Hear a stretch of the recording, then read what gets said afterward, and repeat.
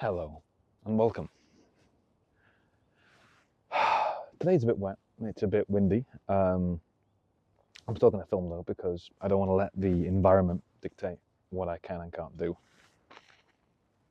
As you can see, I've had my coffee, that little black thing on the at that side there, and yeah, today's been a good day. It's been a good week. It's been a good month, and it's going to be a good year. On Monday, I wanted to. I woke up in the morning, and after working 3 full shifts at work, and I did that over 2.5 days. It's it all crammed into one, and I was the first time I was on call. No, the first time was a shift, and then I was asked that evening to come and do a night shift, and then at the end of that day, I had another shift. So I was feeling really tired, and so Monday was booked off already. I didn't have a shift then, and I had Monday. Monday was my day, and I woke up that day with nothing to do, and I kind of just felt so grateful for everything that I've got, all the things that I have. I have food in my belly. I've got a job that keeps me alive. I've got all these things that are beautiful in life, and you know, and a lot of them I've received without really doing much in the way to deserve them. So I decided I wanted to put something back into the universe. Um, I decided that's what I wanted to do that day. And I had a little think, and I thought, you know what I can do? I can go out. I can go to my place of work, which is Tim Hortons, as you know. I bought 6 boxes of 6 donuts, and I'm going to give them away. That's what I wanted to do, and I wanted to be able to give away. I don't know about 12 boxes or 12. Because that wouldn't have been that many boxes to give away. But I wanted to be able to give something away that was complete, a box, or give away individuals, and so I had 6 boxes of 6. That's what I had, and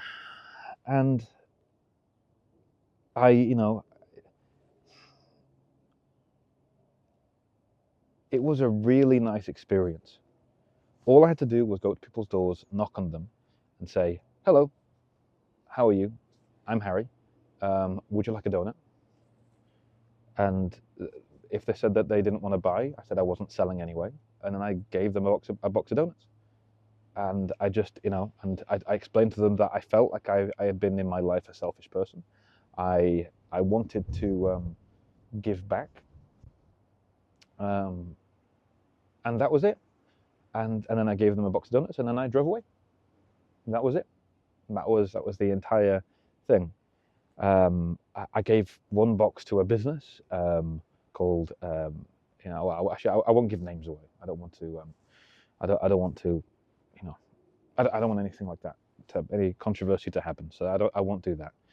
But I met a number of people, and one person who said, "Oh, we don't want to buy." I said, "Well, I'm giving them to you. I don't want anything from you. There's nothing you can give me." They invited me in, and I set them down, and I had more boxes to give away. So I said I'd go away, and and then they invited me to come back. So I went away back to my house. I had after finishing giving away, I had a sleep, and then I went back to the home. I brought a 6-pack of beers, and sadly I didn't know, but the person there, the man of the house, he was in an accident, and so he was taking medication, so he couldn't have any. But I left them there for him anyway. So yeah, so when he gets off his medication, he can have a beer to celebrate. And I didn't really know why I was doing this, for what reason. I didn't go out with a particular great plan, or this is something I want to do to get something up. I just knew I didn't want to receive anything. There's nothing that I could have received that I really wanted. They didn't have to give anything to me. And obviously the reactions are varied. Some people said, a lot of people said yes, a lot of people said no, a lot of people turned me away. a lot of people who, one woman was, she was walking, and I drove up and like, hey, hello there, do you want a donut? And she said, oh yeah, and she was on a diet. She was like, oh man, you're ruining my, it was like you're ruining my diet, and I gave her one anyway, and she loved it. Um, um, when I had when I'd finished giving, I came home, and I gotta tell you, it was only about 3 or 4 hours, and it was just driving around and walking up to people's homes, knocking, and it wasn't very tiresome, but I was exhausted. It really took everything out of me. I was tired. So I had a sleep. It must have been 2 hours, 2.5, 3 hours sleep. And then I woke up, and I instantly realized what I had done. And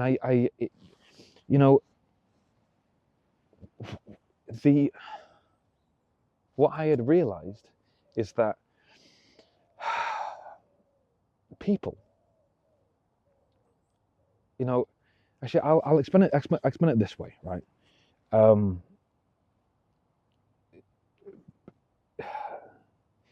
People do things for free, and they give things away, and some of them do it expecting to receive something back.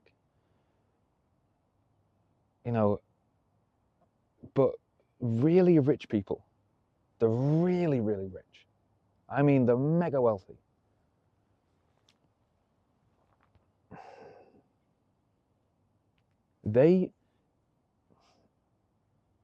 you can't bribe them with money. There's nothing you can give them for what they have. It would, charging them an hourly rate would be bonkers, because they just provide so much value. And they give it away for free. And if they do give it away for a price, the people who buy it believe it's a steal. They believe that it's like, this is, I can't believe it's this price. I remember once it was Alex Hormozi was talking about how he and if you don't know, Alex Hormozi is a content creator, podcaster, but he started doing that after he and I say podcast because he makes long form content like uncut, which I kind of see as a podcast. That's like my kind of definition. If that's not right, then okay. But he had a gym business, and he for free worked for some dude in wherever it was. He drove days to go there, and he worked for free, sleeping on floors, doing whatever he could to get for free working in this place. And he learned the business. He learned all of it. And he oh, there you go. Almost dropped my phone. And he started making his own gyms, working for a gym, or building his own gym, and then it became very successful, earning, profit margins that were pretty thick. And then he started, he made another gym, and it was every single gym seemed to be working really, really well. And he started a company called Gym Launch, and where he would fly out, and he would, for a large sum, he would provide all the information, all the infrastructure for them and their businesses to be successful. And one time, he realized, like, this is not sustainable. I can't do this anymore. And this person, when he finally decided to throw in the towel, someone still had his number, and he explained that he decided that he's not going to do it. This person called him up, please come out. I need you to come out. And he goes, okay, I'm not going to come out. I'm not going to come out, but I can give you the information over the phone if you've got an hour or so. I've got an hour now. If you want it now, I can give it to you now. Great, cool. And he said, it's going to cost you. I'm like, okay, great. How much is it going to cost? He said, I thought of the biggest number I could think of. It's going to be $5,000, $5,000. And the guy went, okay. No questions. The guy went, okay. What you're offering is that valuable. I want it. And like Hormozi, the motion he made was like looking at the phone confused. Like, the biggest number I could think of, what I have is worth way more than that. And I kind of feel like for a moment, for that day, I was able to, I was able to experience what it was like to be on the giving end of that. And the thing that I received was gratitude, was appreciation, was smiles. And sometimes they gave me their names, but that was it. And that's only if I asked them. Like, oh, I'm Harry. What's your name? And I told them my information that where I lived. So I wasn't just some random person that actually lived in the area. I wasn't just and so they can come to my house if they have a problem. And lo and behold, today someone came and someone had a problem. I had some consulting work to be doing, so I was doing that, and I didn't receive his knock at the door, but my landlady did apparently, and she came up just now as I was walking around, and, just minding my own business, thinking my thoughts. And she said, "Oh, Harry, a man came by. He said that you came to his house and gave his daughter donuts, and he doesn't want you coming again because that's private land." That's what I was communicating, and it was like, you know, I just thought, and I felt a bit of like fear and trepidation, and like, oh no, did I do something wrong? And I think the next thought was, no good deed goes unpunished. Even Jesus himself couldn't convince everyone that the miracles he was doing was good. By no means am I saying I am Jesus. I am not Jesus. I am not some kind of miraculous man. And anyone who does claim that is a false prophet. So I'm not that. But the next day, after this experiment, after the how do I explain? A video came up on my TikTok, YouTube Shorts feed. I don't know, it doesn't really matter. But this video came up, or two videos came up, and the first video, actually, let's just talk about the one video. This video came up, and it was a fella explaining. I don't know who this guy is. I've heard some good things about him, not so good things about him, and I don't know his name. I couldn't tell you even if I remember. I couldn't tell you even if I have no idea. I have forgotten his name. And he was saying that richer people with more money, give more of a percentage of what they earn than poor people do. And his response to that was, he said people's response to this was, sorry, let me get that right. People's response to that was, well, they're rich, it's easier for them. And then he said, but they've been giving before they got the money. And I thought, and after a little bit of consideration, I realized he said that phrase wrong. He answered that response wrong. That rich people have always been rich, always. They do things because they want to give something, and then they find a way, an avenue to direct that, and then the universe rewards them for their giving nature. And they may be giving the wrong way, and some people are giving awful things. So but focusing on the positive things that people are giving. And this bleeds into, I think this bleeds into what I was saying in the last video last week, that Dwayne Johnson, he'd asked for from Vance McMahon, I want to earn $1 million. I want to earn $2 million a year. And Vance was like, do you know how the business works? No. And so when you go away, work out how the business works, and then he went, okay. And when he finally worked it all out, he came back to Vince McMahon and said, hey, you're right, I shouldn't be asking for $2 million, I should be asking for $1 million. And he goes, okay, cool, how much do you think you need to earn? And he said, I don't know, 1,500,000 if I'm earning 1 million. And he goes, no, you need to earn 10 million. That's what you need to earn. And so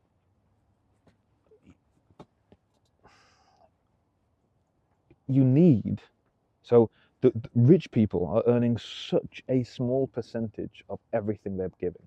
They are giving so much, and it fills them up. Hello. It fills them up to keep giving.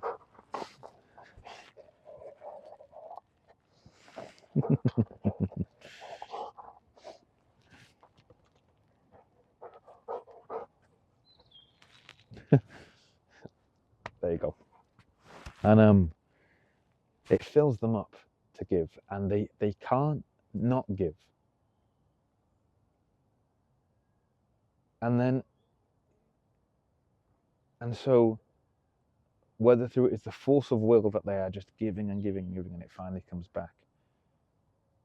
But it's not giving out of desperation, and it's not giving because you want something back. It's being in the vibration of giving, not thinking, and just receiving whatever you want to. Oh, that was fun. Sorry about that.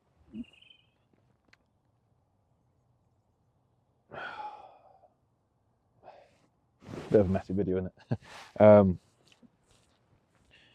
It's giving without wanting to receive, and it's giving because if you're at the time it's obviously WWE, it's wrestling.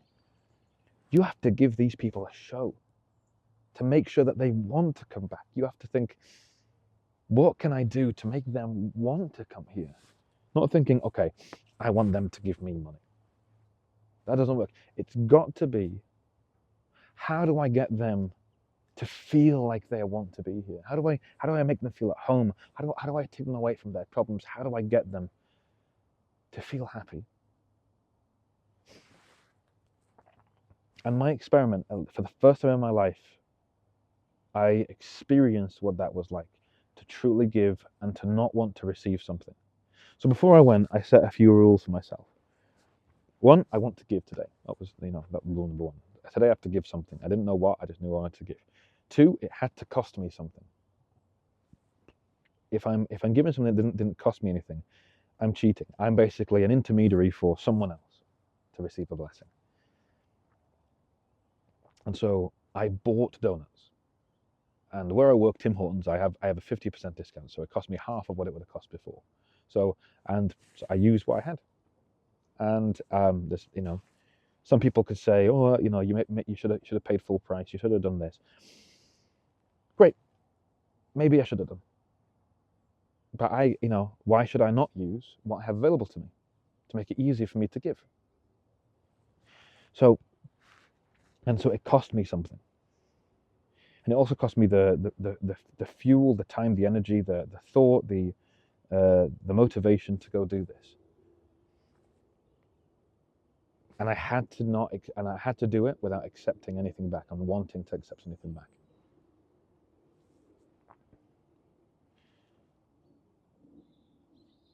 And yeah.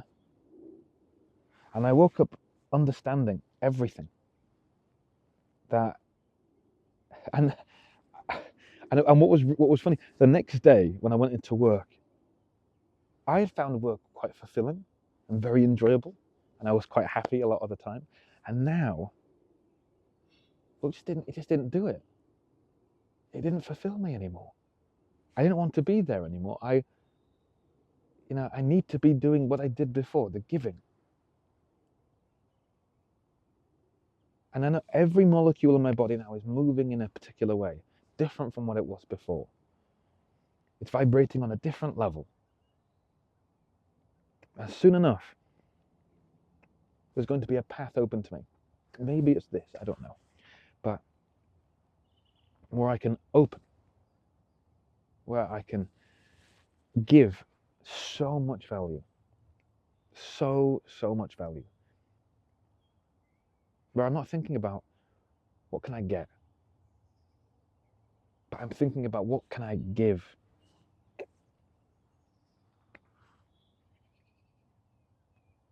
And then the receiving becomes a happy coincidence, where I'm providing way more value.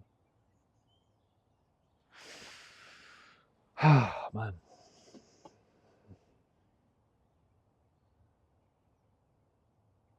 If you choose to give something, it should never be because it's what you want. I want to do it. I want to receive something. You know, I met this young girl who wanted to go on a self-funded missionary trip. And when I asked her why does she want to go, everything she said, it was I want, I want, I want. It was all about her. And she wanted to go for this missionary trip, self-funded, you know, she wanted to, it's because she wanted to receive something. She felt like she was lacking something. And I remember telling her, and she really didn't like this. She really couldn't, she got it, but she didn't like it. There was a brick wall that this comment couldn't be received. So I let it go in the end. But these people, they have nothing to give. So you have to be in a place where you can get everything for yourself from yourself. Mentally, emotionally, spiritually, and physically. Every way. And that's how you truly give. And if you're someone watching this right now and you're how I used to be, like what's the point in giving? I don't have anything to give. I'm lacking. I don't have. You know, I was in the car once with my dad, and he explained this, and I years later made mistakes because I didn't understand the principle he was trying to espouse. I told him that I liked a girl, and he said, so what's the problem? And my response was, I don't want to give something, not knowing I'm going to receive something back. And he didn't get angry, but he became quite indignant, quite direct with me in a really good fatherly way. And he said, how dare you? You have to give something. You have to bet something in order to get something back. You have to put something down in order to get something back. How dare you expect a business to work without investing? How dare you, want to invest nothing into someone and expect them to give to you? How stupid, how silly. And that's where it ended. Now, what I understood as a child is that I need to give everything. All of whatever it is I've got. I need to give all of it. And so that's what I did. And then it ended with me giving a lot away and having nothing. Giving things to the wrong people, receiving nothing back, and then feeling very resentful. And the thing that I missed, that I think a lot of people are missing today, that, why is there more joy in giving than there is in receiving? And the answer to that question is that you don't give what you can't give. You give what you can give.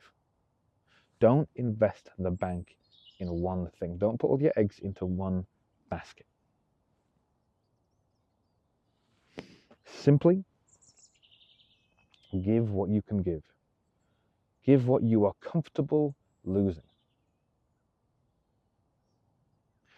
This is the rule for gambling. When someone goes to Las Vegas, when someone goes to a casino, there's nothing necessarily wrong with going to a casino, but it leads to a lot of problems because the feeling you have is if I just keep going, which is what it's like with people. If you just keep investing emotionally, if you just keep investing your money, your time, your energy, then someday it's going to give back. And that is a downward spiral that leads to nothing. But if you go to a casino and you're like, I've got $100 that I can spend.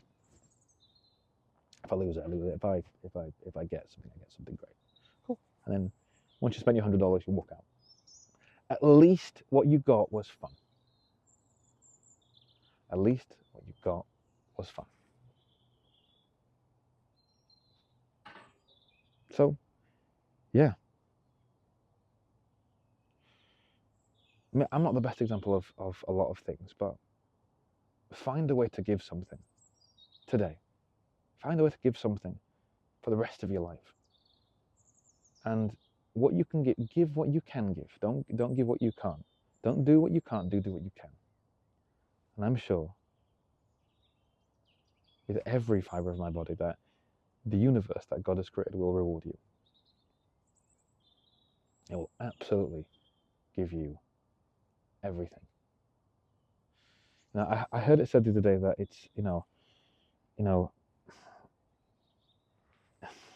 that motivation. If I'm right, maybe I'm getting this wrong, but I heard this the other day that it's, if I'm right, it's okay. That's it. Passion. That's what it wasn't. Motivation. It was passion. Passion is the ability to do not what you want, but to do what you need, to have everything that you need. Most people think they have passion to do something, and they think, I want to be something, I want to do this, I want to do this. And then they walls up, don't have the money, don't have the time, don't have the energy, don't have the circumstance. And as a matter of fact, they already have everything they want. They already have everything that they need. But because they're constantly looking away from where they are, they lose. They lose, a sense of what their passion actually really is. I can't do it because. But you can do it.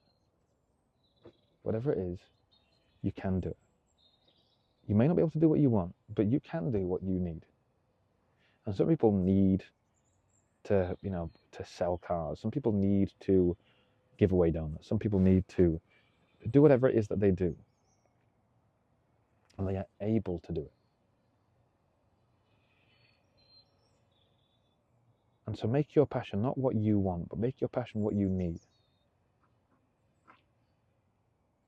Soon enough, I'm sure, with every fiber of my body, that you will receive more than what you give back. And what you give back will be a teeny tiny amount.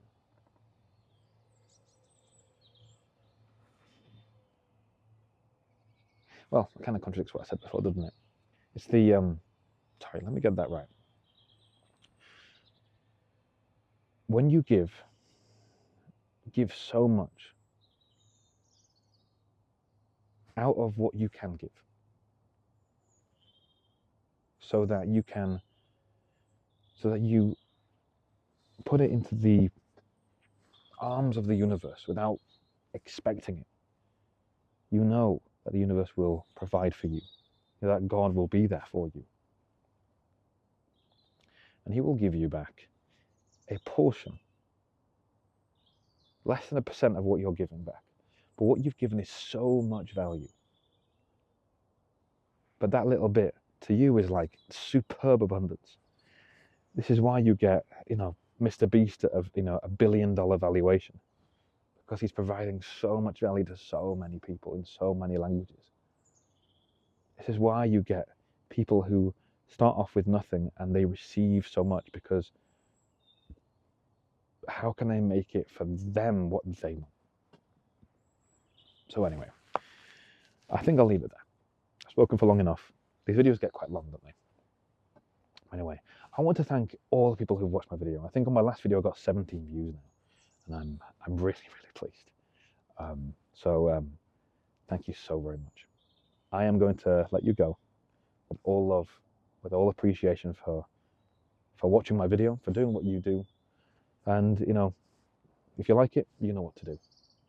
And if I don't, it's okay. Do whatever you need to do. Thank you for watching. Have a fantastic day, and I will see you soon.